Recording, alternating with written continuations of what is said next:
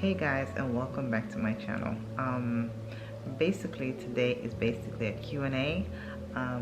There's a lot of questions that I know from my procedure that I figured that I'll answer, because a lot of these questions did come up when it came to people asking me about my well-being and how everything was going. So I figured that I'll put a lot of these questions and answers from my procedure. My procedure, if you haven't seen my video, I had a tummy tuck with a muscle repair and an umbilical hernia. My procedure was done on January 7th. My appointment was for 2 o'clock, and it lasted about 2.5 hours. Well, at least that was the estimated time that it should have lasted, because due to the umbilical hernia that was actually detected the day of surgery, when my doctor was actually measuring out or outlining where he needed to start the procedure. I didn't know I had one. Once again, like I said in my previous video, I didn't know I had one. I wasn't in pain or anything like that. So I've always been a healthy person, and I don't know if it's something that you're supposed to feel or something you're not supposed to feel. I don't know. But I went to many of my doctors, my primary care doctor, and no one ever picked it up. So thank God that he did, and it was able to get it done and had it repaired. A lot of the questions, like I said, that came up during this while I was home recovering was, I'm going to address them here. So, kind of surgery that I have, like I said, once again, I had a tummy tuck with a muscle repair and an umbilical hernia. My muscle repair my muscles were actually 6 to about 7 inches far apart. That is very large. That is very, very wide for my muscles to be that separated, and it was due to the fact of pregnancy. Even if I did exercise, even if I wore, which and I was, wore waist trainers, faja, compression belt, whatever it was, it would have never ever gotten repair. So the only way for me to, or even have my stomach down, was to actually have a tummy tuck, like I said, and that's due to pregnancy. My situation is different from anyone, but usually with a muscle repair, it's because the muscles are spread apart, but mine were actually spread apart more than normal. I had 4 pregnancies. I carried my kids in pretty much big. My kids didn't weigh more than 7 pounds, so yes, mine was pretty wide. The way how you detect that is if you do lay flat on the bed and you doing like a sit-up and you hold it to where your body's like in a 90-degree angle, and if you have that bulge in between there, you'll know, but you can't tell until you go in how much of a gap you may have, if that makes sense. What was the cost? My cost was $52.95, and I paid that for over a course of period of time, because like I said, I was planning this since 9 years ago, and in 2019 I was scheduled a year out, which had put it in May to May 2020. Of course, we knew what happened, so I canceled, and I went ahead and just kind of paid everything out, because what's the sense? You're gonna eventually do it anyway. So I did. So mine was $52.95. They didn't charge me for the hernia repair, which they can, and that will be billed through my insurance. My pain level. My pain level wasn't too bad. I was pretty much on point with my pain level. I'm a person where if they said take your meds at 4 hours, I'm on it like 3.5. I didn't want to have any type of pain, because like I said, that's them going in there and doing the muscle repair. I don't want to feel any type of pain whatsoever. Now to this day, where I'm 4 weeks in, I still have, I wouldn't say pain, it's just the tightness from where my skin is being pulled, and it went from hip to hip. My surgery is from hip to hip. Of course, you guys seen it. If you haven't seen it in my video, it is from hip to hip. So I feel that tightness of the skin, being pulled still. I feel that, and I do also feel the inside, of it. So, but there's no pain. After pretty much, 2 weeks or probably less, I was not taking my pain medicine. I was taking Percocets, I was taking muscle relaxers.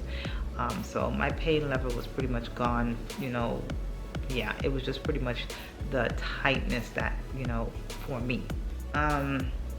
how did I get prepared? Pretty much just watching YouTube videos. Just watching YouTube videos and going from, you know, other people experience on YouTube, because I don't have anyone that I know personally that went through this. So pretty much watching YouTube videos what prepared me, watching you know, things of that nature of how I got prepared, the things that I bought. So it was pretty much YouTube that got me, you know, prepared of what to expect and what to look out for. And when I mean it, I looked at other people, I looked at doctors, and things like that. So that was, you know, what helped me prepared for this surgery. What is it? Am I still numb in my stomach? Yes. Right where my belly button is, all of that area, right down on that lower part, my belly button, a little bit above, and right there by my panty line area, at least where the cut is, I'm still numb. And my doctor told me I'm gonna be numb from like that for another few months. It's gonna take a little time before I get feeling back into that area. So I'm very numb. So I mean, it's a really in-depth surgery, so certain things I don't expect to happen like overnight. You know, everything's gonna take its time. Did I stay overnight? Yes. My doctor recommended that I stay overnight because of the muscle repair. I stayed overnight. My surgery, like I said, was about, my appointment was 2 o'clock, so I'm assuming my surgery, because everything went pretty quick. If you looked at my video, I talked about that. Very short clip of me getting ready. I stayed there until the next day, which was 5 a.m. and I was discharged. I had someone come and get me. So yes, it is required, at least for my doctor area, for me to stay overnight. I know some people, when they do these kind of surgery, they leave, but he was not trying to hear that. I stayed overnight, and mine was not done in a hospital. Mine was actually done at the facility where my doctor works at. They have everything set up there, you know, nurses and everything. How long did I start to become normal? Well, it's based on you. It took me, I want to say maybe 2.5 weeks, 3, before I actually, you know, start back to, you know, getting back to myself. I wasn't sad, I wasn't depressed, I wasn't anything. I was doing things around the house, but they were very minimum, you know, if that makes sense. I was, you know, I would cook breakfast for like my little one, but when it comes to me trying to clean up, I still haven't even done that, because you know, I don't want to overdo it. You know, I started back driving, so yes, I'm driving. I'm cooking. No more DoorDash. I was spending a ton of money on DoorDash, which was, I was budgeted for it, so it was fine. So basically being, you know, everything being back to normal, it's, you know, pretty much back to normal, but I'm not cleaning. That's the only thing I haven't done. Well, doing laundry, yes, because it's not really much. But when I go food shopping, which I did, I had help. I'm doing that, and I do the online grocery order. So all I have to do is pretty much pack everything into the car. I didn't have to do anything. And I had someone drive me to do that. And when we got back, you know, they pretty much emptied everything out. I was able to put stuff back, but I can't, you know, I wasn't reaching, you know, like really high up in the cabinet and stuff like that. I wasn't doing that. Now I can kind of do that. Sleeping, I'm sleeping on my sides. One of my sides is better than the other. One of them is still kind of like I said, really tender, really kind of sore, so I'm not sleeping, and that will be on my right side, but I can sleep on my left side. I'm still kind of sleeping on my back. I've gotten used to sleeping on my back. So yeah, I'm a side sleeper. So I just started back sleeping on my back. So pretty much, you know, I'm good. You know, I'm normal. I haven't returned back to work. I'll be returning back to work in another 2 weeks. So by then I should be pretty much, you know, the soreness and the tenderness should be, you know, going down some more. How long did I stay in my garments? Now, my compression socks, I stayed in my compression socks for like the entire week. Once they let me out, I stayed in my compression socks. My garments, I stayed in my garments, the one the hospital gave me, for 2 weeks. I was even sleeping with it. Yes, I was sleeping with it. Once I had to take my shower, I took my shower, maybe 2 days after my first appointment, my first 2 appointments. I took my first appointment. I took a shower, and as I took a shower, I put it back on. I slept in my garment, like I said, for 2 weeks. On my second week appointment, my doctor told me that I can actually wear just like a Spanx. And if you know what the Spanx are, they are, you know, panty girdles that are really, really tight. Kind of, you know, shape you. Yeah.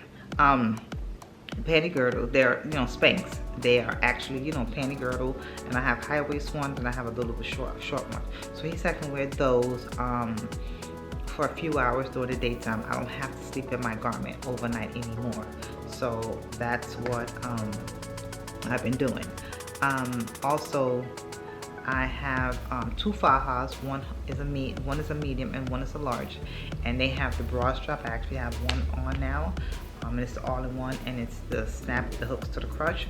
So I'm wearing that. I also have like a waist trainer. You know, I put that on also. So I kind of, you know, go in between different garments, but I don't have to wear them overnight. I don't have to, you know, wear them all day. But you know, sometimes I'm just in them all day because you get so comfortable. You only have to wear them for a few hours. How did I sleep? Like I said, the first week, I was pretty much sitting in this recliner right here, and I still have this big old pillow that I kind of put behind me when I was sitting, and all of my chairs, they recline, and this one is electric, so all I have to do is press the button. It goes up and down with the legs and everything like that. So I was sleeping in my chair, my recliner, for about a week to maybe about a week. Yeah. And then afterwards I was like, I want to go in my bed. So I pretty much had this pillow, 3 more other pillows, that pillow, you know, long way, the other 2 that way, and then this way, and then I had another pillow that I kind of propped up under my knees, and I was sleeping on my back. And like I said, I just started sleeping on my sides, you know, but I'm still kind of sleeping on my back in an angle kind of a way. Just me. Did I have help at home? Oh, yes, I did. Yes, I had help at home. I have my son. He helped me at the house. I had my little one. I helped him, you know, with his homework and things like that. But I had help. I bought a walker. I didn't use it. I took that back. They didn't want me. They advised me at the hospital not to use a walker. And when I had my surgery that day, they actually made me walk. When I opened up my eyes, I think it was like about 8:20, and they made me walk about 8 o'clock. And they told me not to use a walker when I get home. Don't use anything. Just try to, you know what I'm saying, get yourself to walk. And pretty much that's what I did. So, did you travel or was your doctor local? Once again, I didn't have to travel. My doctor's local. My doctor's like 20 minutes away from the house. You know, so that was really good. And I don't like to travel to go do things like that. See other people do it, but I can't. I just can't. I just can't stay away from my, you know, my comfort zone. I don't care what the cost is. I am not staying away from my comfort zone. I rather know I stay here and go local for my appointments. Stay here where I can, you know, my friends and family are here. So I'm not one of those to go travel for, you know, things like that. So I did mine's local. How long I stayed out from work? I stayed out from work. I'm still out. So Monday made it 4 weeks. So I'm supposed to return to work in another 2 weeks. So, you know, you got to do it according to how your job, you know, wants you to, or if you have time on your job, or how their, you know, policy goes when it comes to, you know, time being out for certain procedures and things like that. So 6 weeks, and my doctor also recommended 6, you know, to 8 weeks. So it's whatever your job, you know, or however you feel comfortable, or what you think might be possible for your condition or your situation or your surgery. And if you have the time at work that you can do it, you know, I have enough time. I can stay out as long as I need to. But yeah, was I nervous or scared? This is gonna be my last question. Yeah, coming down to the final day, actually, I didn't get nervous until I actually got there, because my daughter couldn't come in with me, and I wanted her to come in, at least stay with me until they get started. But once they told me that she couldn't come in because she dropped me off, oh, I was definitely nervous. I was definitely scared. But you know, them girls that was there, the anesthesiologists, the nurses and everything, they made me feel, I mean, they made me feel great, you know, let me know that, you know, I'm good, you know, that I'm in good hands. They were there for me. They made sure that, you know, I mean, they pretty much kept me comfortable, you know, so I was pretty much happy with them, until the point of where I was knocked out, you know, but but once I spoke with them, sat and talked with them for a while, I was definitely feeling much more better. I'm going to also do a review of the products that I use for my process, which was really beneficial, you know, for me and easy. Like I said, I've got these ideas from different people. It wasn't just one person. It was, you know, many different people that I saw different things that I felt would be comfortable for my situation. So once again, thank you guys for all of your warm wishes, your prayers, and things like that. And it's your girl. Like I say, like, comment, and subscribe. And if you have any other questions, leave them down below, and I will try to answer them in the comments whenever you post them. Or, well, no, I'm not gonna say or. I'll answer them in the comment section. And what I also do, I'll also add it into the next review or Q&A, whichever you want to call it. So once again, it's your girl Miss Senseless, and don't forget to like, comment, and subscribe. And thank you for watching.